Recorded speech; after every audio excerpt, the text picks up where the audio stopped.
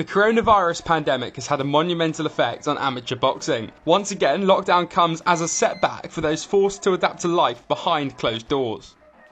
They're not able to fight, which is frustrating. They're also not able to train, which is very frustrating as well. I mean, when I say not able to train, they can do limited forms of training. They can run, they can shadow box. Like I said, very frustrating for them.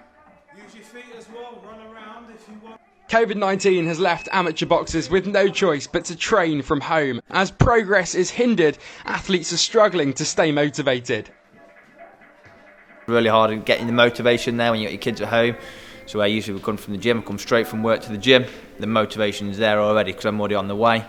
Going straight home and sitting down and relaxing, it's a lot harder to actually get your motivation there. Struggle for all the boxers at the moment, but obviously the people that are trying to come through and get the meetings with the British Boxing Board of Control and move forward in the professional licences and that is really hard at the moment. At the moment with the COVID and trying to get fights sorted, it's going to be near impossible.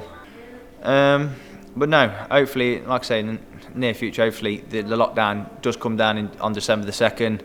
We can get rid of, start training again before Christmas and bring it into a good new year, hopefully. And let's go, let's skip. Boxing experts worry that 2020 has left a lasting impact, that young amateur boxers will switch to more accessible sports. It might well be, Noah, that we get the true cost of what's happening at the moment in 5 or maybe even 10 years' time, when we wait to see what that next generation looks like of boxers who would now be making their way through the various amateur ranks. How many youngsters across the year, how many young boys and girls have fallen out of love with boxing?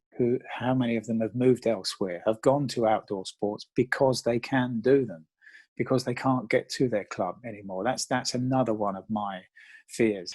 If we take the hurt and the heat now, there's a chance that if we were to speak this time next year, then we'll be talking about a thriving amateur boxing circuit.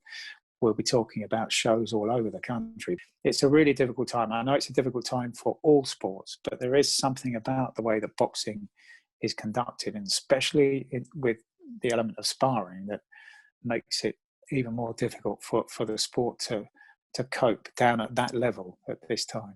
As the future remains uncertain for amateur boxing, all of those associated with the sport hope for a return to normality.